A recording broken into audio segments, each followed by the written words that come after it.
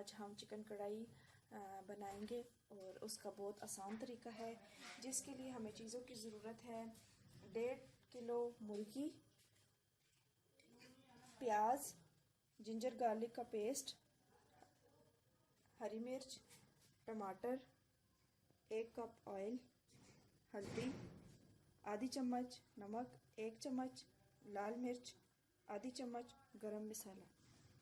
क्योंकि हमारे पास कढ़ाई मसाला भी होता है तो इस वजह से इसमें ये लाल